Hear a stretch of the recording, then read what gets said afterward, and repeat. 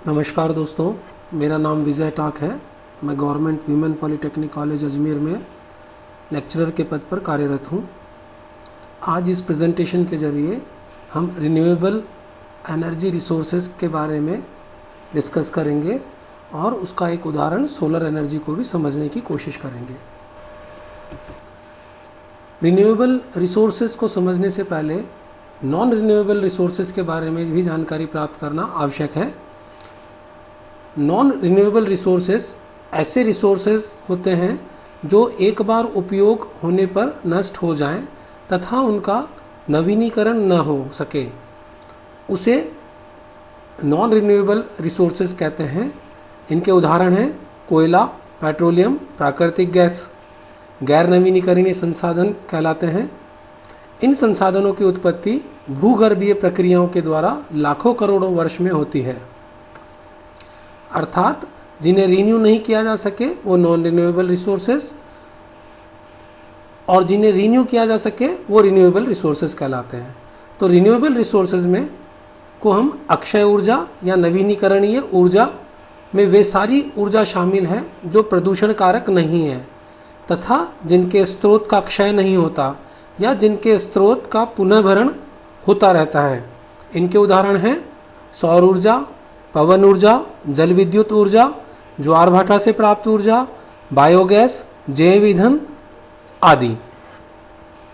यदि हम इन दोनों को कंपेयर करें तो कंपैरिजन इस तरह से देखा जा सकता है कि रिन्यूएबल रिसोर्सेज में वो नेचुरल रिसोर्स हैं जो हमारे चारों तरफ हैं और उनको हम कई बार उपयोग में ले सकते हैं और वो पुनः प्राप्त हो जाते हैं।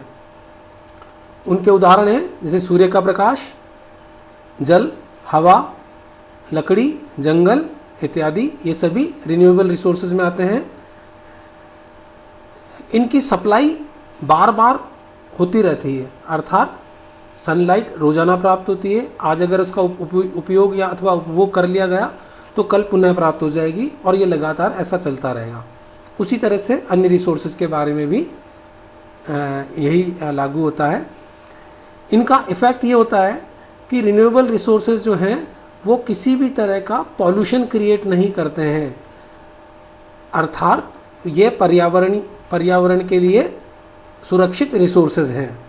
यदि नॉन रिन्यूएबल रिसोर्सेज की बात करें तो ये रिसोर्सेज हैं वो अर्थ के क्रस्ट के अंदर बहुत गहराई में लाखों सालों में दबे रहने के कारण से तैयार होते हैं और अगर उनका उपभोग कर लिया जाए तो फिर वो समाप्त हो जाते हैं।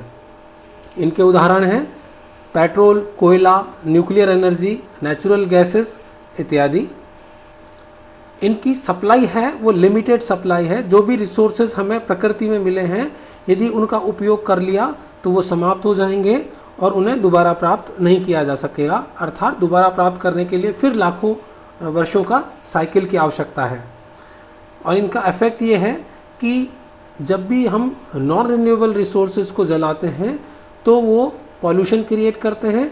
कार्बन डाइऑक्साइड गैस निष्कासित होती है जो कि पर्यावरण को नुकसान करती है और SOx एमिशन भी इसके द्वारा होता है। अतः इस तरह के जो रिसोर्सेज हैं वो इको फ्रेंडली रिसोर्सेज नहीं है।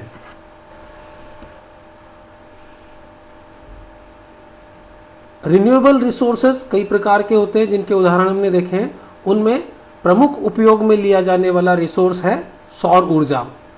सौर ऊर्जा वह ऊर्जा है जो सीधे सूर्य से प्राप्त की जाती है। सौर ऊर्जा ही मौसम एवं जलवायु का परिवर्तन करती है। यही धरती पर सभी प्रकार के जीवन का सहारा है। सूर्य पर जो गैसेस उपलब्ध हैं वो आपस में क्रिया कर एक्सोथर्मिक रिएक्शंस करती हैं जिनकी वजह से ऊर्जा उत्पन्न होती है और वह ऊर्जा समस्त सोलर मंडल में जाती है। वैसे तो सौर ऊर्जा के विविध प्रकार से प्रयोग किया जाता है, किंतु सूर्य की ऊर्जा को विद्युत ऊर्जा में बदलने को ही मुख्य रूप से सौर ऊर्जा के रूप में जाना जाता है। सूर्य की ऊर्जा को दो प्रकार से विद्युत ऊर्जा में बदला जा सकता है। पहला फोटोवोल्टेइक सेल की सहायता से, और दूसरा किसी लिक्विड को सूर्य की ऊष्मा से गर्म करने के बाद इससे टरबाइन और टरबाइन से विद्युत जनरेटर आदि चलाने के पश्चात सौर ऊर्जा को विद्युत ऊर्जा में परिवर्तित किया जा सकता है। सौर ऊर्जा अक्षय है, असीमित ऊर्जा है, ये कभी समाप्त नहीं होने वाली है, अतः यह भविष्य में उपयोग करने वाली ऊर्जाओं में से एक है।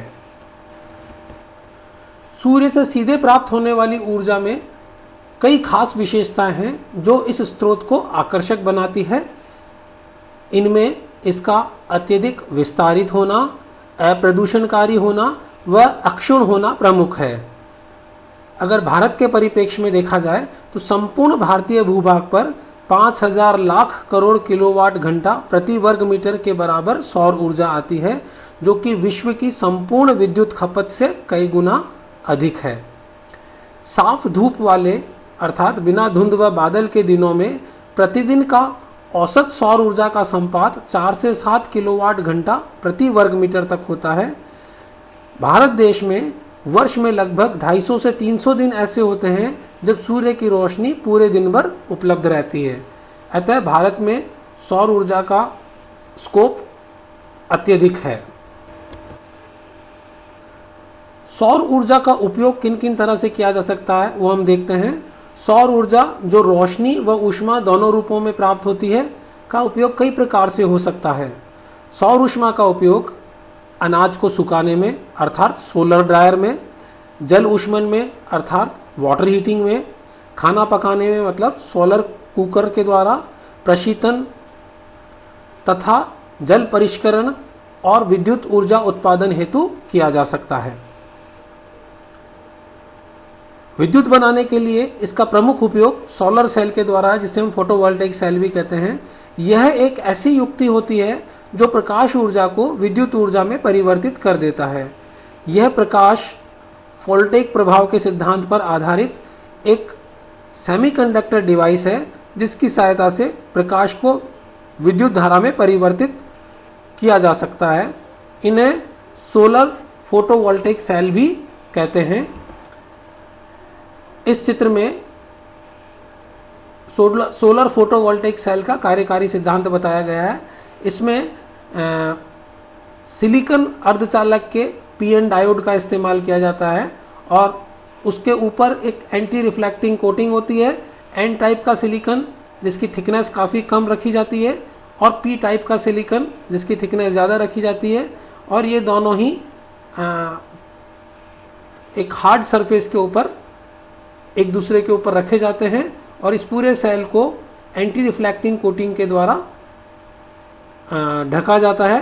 जब सूर्य की किरणें इसके ऊपर पड़ती है तो पीएन डायोड में डायोड के सिद्धांत पर कार्य करते हुए इसमें विद्युत धारा उत्पन्न होती है और जिससे ये धारा लोड को जलाने अर्थात बल्ब को जलाने में काम आती है। चूंकि ये धारा मिली एम्पियर में मिलती है, अतः बहुत सारे फोटोवोल्टेइक सेल को एक साथ योजक बनाकर और हम अच्छी मात्रा में विद्युत धारा को प्राप्त कर सकते हैं। सोलर एनर्जी का दूसरा महत्वपूर्ण उदाहरण है solar water heater. Solar water heater एक ऐसी प्रणाली है जो सूर्य को गर्म करने के लिए सौर ऊर्जा का उपयोग करती है। सोलर वाटर हीटर को एक छत या खुली जगह पर स्थापित किया जा सकता है जहां इसे सूरज की रोशनी बिना किसी रुकावट के मिल सके, और सूरज से ऊर्जा का उपयोग फिर पानी को गर्म करने और इसे एक इंसुलेटेड टैंक में स्टोर करने के लिए किया जाता है। यह सिस्टम बिजली की आपूर्ति से जुड़ा नहीं है और इस तरह इसमें ऑन ऑफ स्विच नहीं होता। अधिकतर सोलर वाटर हीटर एक खुली धूप वाले दिन 68 प्लस माइनस 5 डिग्री सेंटीग्रेड तापक्रम तक पानी गर्म कर सकते हैं। सोलर वाटर हीटर पानी को गर्म करने और भंडारण टैंक में स्टोर करने के लिए पूरे दिन धूप का उपयोग करता रहता है। इस स्लाइड में हम एक सोलर वाटर हीटर का वर्किंग प्रिंसिपल देखते हैं। इसमें कोल्ड वाटर टैंक होता है जिससे ग्रेविटी के थ्रू पानी टैंक में आता है और उस टैंक में अपस्ट्रीम हेडर और डाउनस्ट्रीम हेडर होता है। एक ट्यूब का कंडेंसर होता है कॉपर ट्यूब का, और उसके ऊपर जब उसमें से जब पानी गुजरता है तो ये जो पैनल है वो सूर्य की ऊष्मा को अपने में संग्रहित करता है, और कॉपर ट्यूब होती है तो वो गर्म होके अपनी ऊष्मा को कंडक्शन के थ्रू पानी को देती है, और पानी गर्म होने के कारण हल्का होकर और वो डाउन स्ट्रीम की तरफ वापस ऊपर उठता है। इस तरह से एक नेचुरल साइकिल बनता है और पानी लगातार गर्म होता रहता है। इस गर्म पानी को हम आउटलेट के द्वारा लेते हुए एक टैंक में कलेक्ट कर सकते हैं, और उस टैंक से पानी को, वो इंसुलेटेड टैंक होता है जिसमें 12 से 15 घंटे तक ये पानी गर्म अवस्था में ही रहता है। और चूंकि पानी का अधिकतम उपयोग प्रातःकाल के दैनिक कार्यों में होता है, अतः रात भर ये गर्म पानी उस टैंक में स्टोर रहता है, अपनी गर्मी को बनाए रखता है, और प्रातःकाल में उस पानी का इस्तेमाल किया जा सकता है। धन्यवाद।